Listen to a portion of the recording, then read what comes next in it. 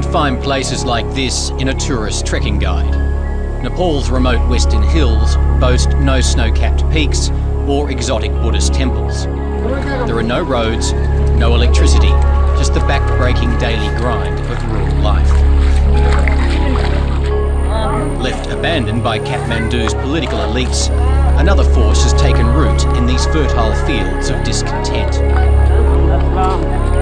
Here since 1996, the revolutionaries of Nepal's Maoist movement have been harvesting political power from the barrel of a gun.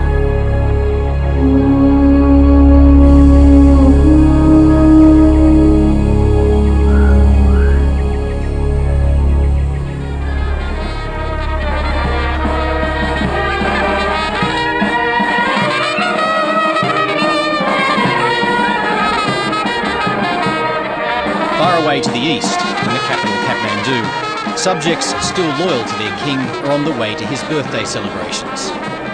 They queue for hours in their finery for a chance to present bouquets to the world's only Hindu god king. For a deity, he's been feeling decidedly mortal, a man desperately in need of happy returns.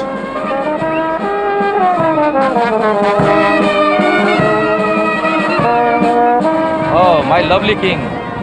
My very real king. I support king because the real leader of our nation. Only the king can solve our problem, not other.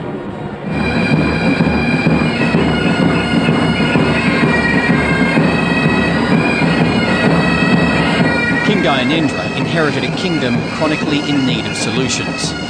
He was the most senior royal left standing after the rest of the family, including his brother King Birendra, were massacred 2 years ago by an inebriated crown prince who then shot himself.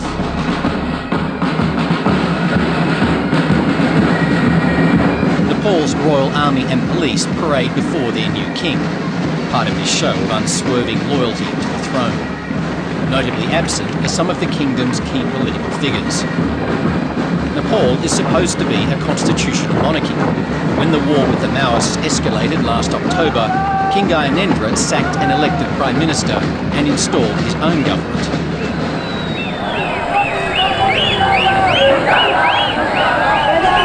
Ever since, Nepal's political parties have demanded a return to democracy. Once loyal subjects were loyal no more.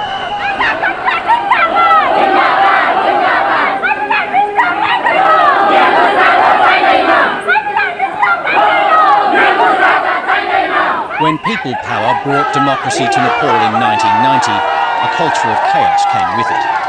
In 13 years, there have been 13 prime ministers. While the Maoists turned to bullets, other parties stuck with banners, like former Foreign Minister Ram Sharan Think you're achieving anything? who was There doesn't once seem to be beaten by too much police. progress. Of course, in a fight between the royal force and the people's force always wins. So we have no doubt about the ultimate victory.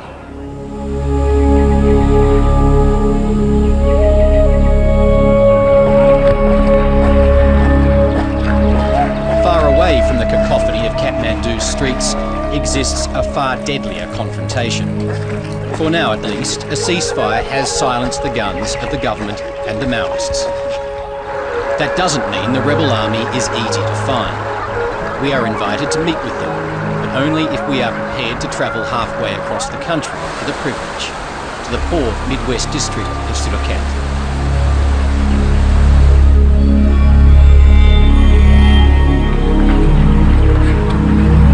The other side of this bridge is a no-go area for government forces. We step from a kingdom into a red republic. This is a life basically unchanged for centuries. If you want to get anywhere, you do it on foot. And along the way, it's easy to see how the communist icons of a hammer and a sickle can have a simple appeal. Everything here is driven by the labour of humans or beasts.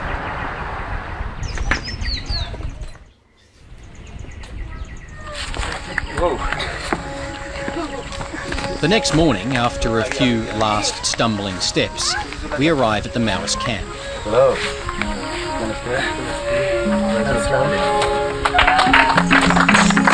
Again anointed as fellow travellers, we discover a kind of travelling festival dedicated to spreading revolutionary fervour among the rural young.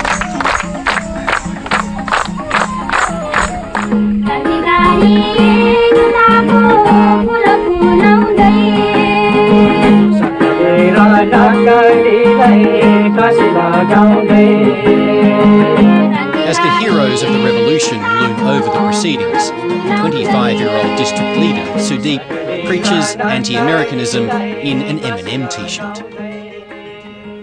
यदि अमेरिकी साम्राज्यवाद आफ्नो नेपाली जनताको आफ्नै अधिकार र नेपाली जनताको राष्ट्रियता यहाँको राष्ट्रियतामाथि हस्तक्षेप गर्न आउँछ भने उसको ती अधिकारहरू प्राप्त गर्नको लागि बन्दुकबाट टिकेको पुरानो सत्तालाई बन्दुकद्वारा नै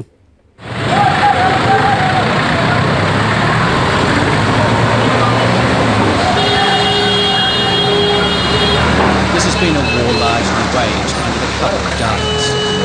The Maoists rule the countryside, government forces control the towns, searching vehicles and imposing curfews.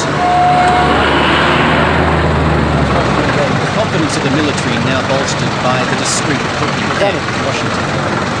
Last year, the Royal Nepalese Army received $21 million in military training and aid from the United States, which has also placed the Maoists on its terrorism watch list.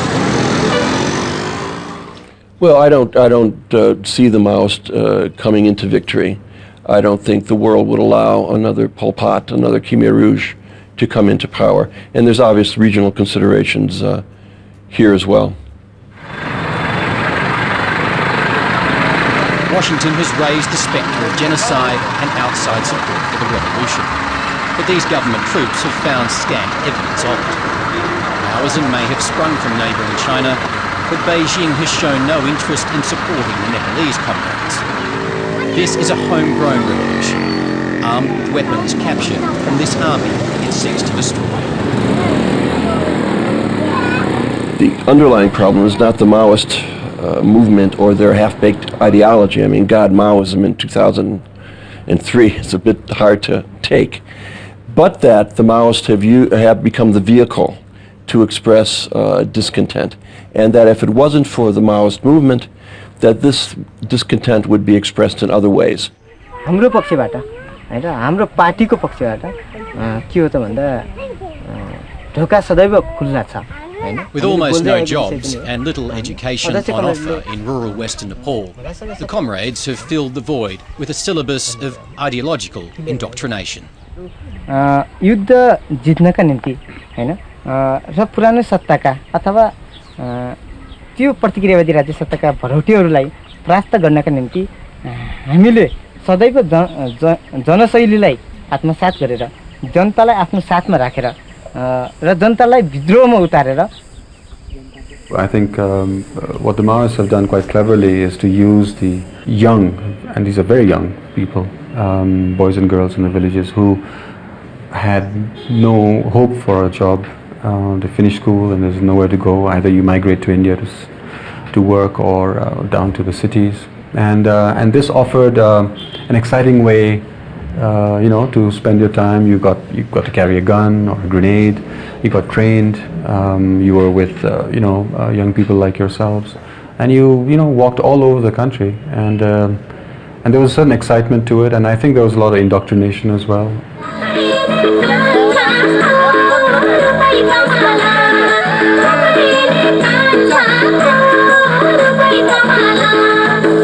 Mao Zedong said that war is politics with bloodshed.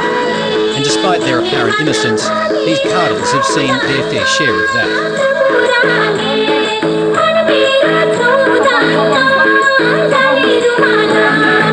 6,000 people have died in the last 2 years.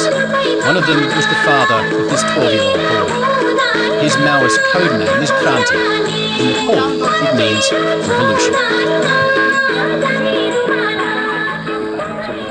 त्यो अब बुवा पनि संगठनमा हुनुहुन्थ्यो गरे त्यसकारण त्यही बेला अब बुवा घरै सुतिरहनु भएको थियो बिरामी भएर त्यहाँबाट दुश्मन आयो अनि बुवा अनि यस्तै सुतिरहेको बेला अनि उठाएर लगेर अलि तलतिर लगेर अनि मारे। Most people in my country would think that you should be in school, going to lessons. स्कुलमै पढेको स्थितिमा गएर उसले स्कुलमै मारेको छ नि त। स्कुलमै थुतेर आफ्नो हाम्रो मैसी त पढ्ने साथीलाई पनि उसले मारेको छ हैन। हामी ठुलाले मात्र गर्न सक्छन् भनेर हामी सानाले पनि गर्न सक्छौं नि भनेर यही हो। How are you? The Maoist's mysterious brother number one, Prachanda, has never appeared before a television camera. Should we go inside? Or? Yeah, we will inside.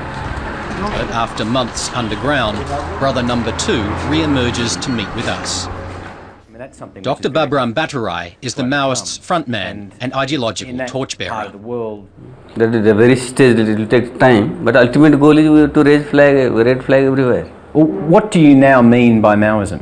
No, Maoism is, to say in a very simple form, it's a ideology and philosophy which wants to empower the masses of the people, want to do away with all sorts of exploitation, class, national, gender and all sorts of exploitations, and create a most democratic and ultimately very classless and stateless society. After weeks of backroom haggling, Dr. Bhattarai recently agreed to another round of peace talks. The Maoists are refusing to accept anything less than a new constitution and a radical reduction in the power of Nepal's king. Many believe the rebels are only talking at all because the Americans have raised the spectre of intervention and Nepal's refusal to tolerate another Cambodia. Dr. Bhattarai rebuts that claim with bravado. If Pol Pot committed any massacre, I think Bush has committed more massacre than Pol Pot. So I think he should be compared to Pol Pot, not us. We want American imperialism to be away from Nepal, take its hand of Nepal, but if it intervenes, then we will fight them till the end and we will so convert Nepal into another Vietnam. But there are many government opponents who reject violence and resent attempts by the king's men to strike a peace deal with the Maoists. At Kathmandu's City Hall, members and supporters of Nepal's last elected parliament gather for a protest meeting led by Maoist Nepal. Earlier this year, the king refused to anoint Nepal as interim prime minister, ignoring his endorsement by a majority of the parties. Maoist Nepal may be at loggerheads with the royalists, but he doesn't trust the Maoists either. We are here in the city hall, we are on the street, we are with the people. We are the people's force, we are a democratic force.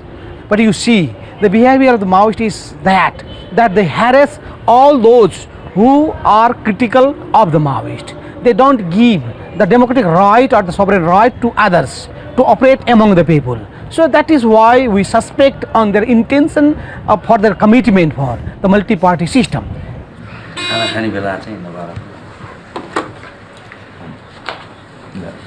Busily working the phones, Kamal Thapa is the government's top negotiator in peace talks with the Maoists.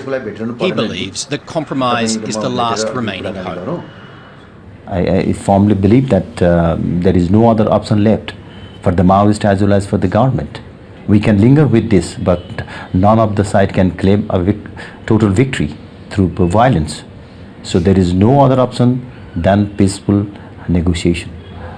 We have to bring them into the mainstream. This is our challenge and we will try to convince them. It's not inconceivable, especially because the other parties are in such disarray. So they have quite a strong chance. In fact, we did a poll earlier this year, a public opinion poll in which we asked respondents all over the country, what if the Maoists laid down their arms, who would they vote for? And 20% said they'd vote for the Maoists, with the political parties in the single digits.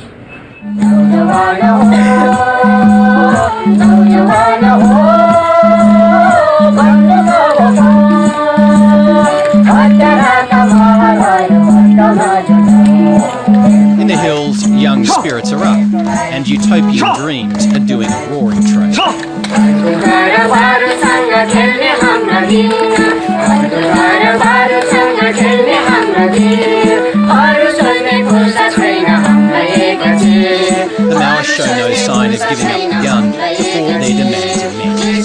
But underneath the ideology, those demands amount to little more than the violent insistence that the lives of the rural poor improve. If you wanted to use one word on why Nepal is faced with this insurrection, it's exclusion. That many of the groups in Nepal have felt that they've been excluded from the process. Excluded because of many reasons, including geography and history and culture, things like caste, different ethnic groups.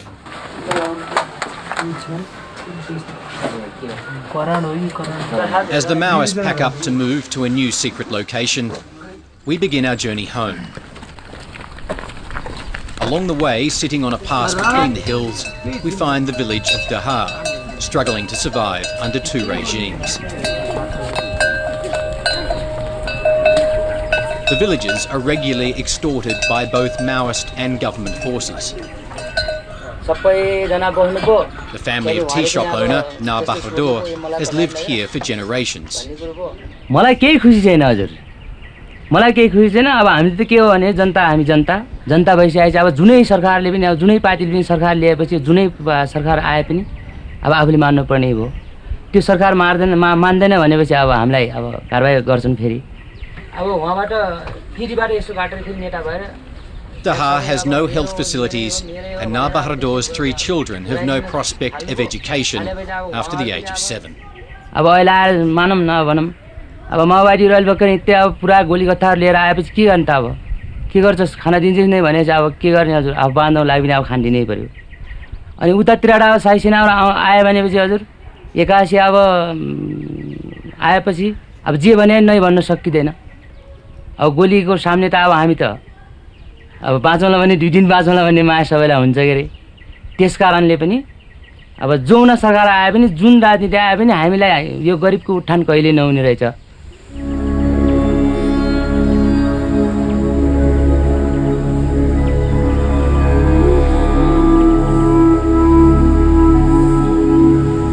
Let's celebrate the 7th anniversary of the Great People's War. That's what these slogans say on the side of a police post in Miyakuna village. Right on the edge of government-controlled territory, it was recently attacked by Maoists.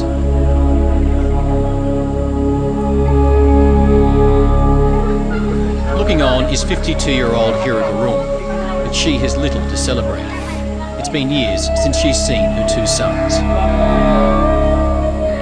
अब मेरो छोराहरू भर्ती भएको छ है, अब मेरो छोराहरू घरमा आउन नपाउने है, छोराहरूसँग भेट हुन नपाउने, छोराहरू घरमा आउन नपाउँदाखेरि अब माओवादीको डरले आउन नपाउने भए, त्यही भएर मलाई मन पर्दैन। कुनै भाइ त हो नि, माओवादी पनि लडाइँ नहोस्, शान्ति सुरक्षा होस् भन्ने मन पर्छ।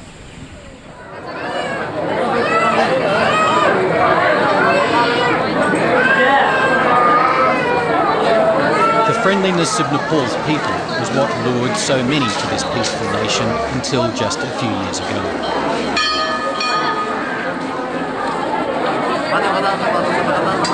That lost innocence may never be regained, as every ceasefire so far has seen a return to war.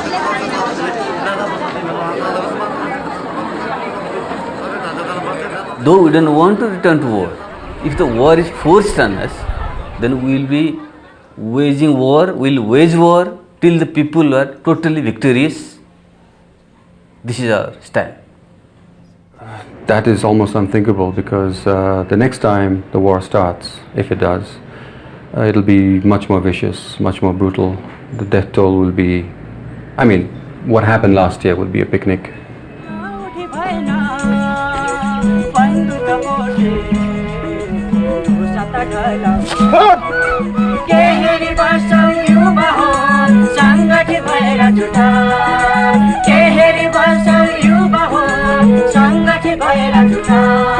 If the guns are to stay silent, the clamour for compromise must get louder. Because it's unlikely the once excluded voice of rural Nepal's poor will ever be quiet again.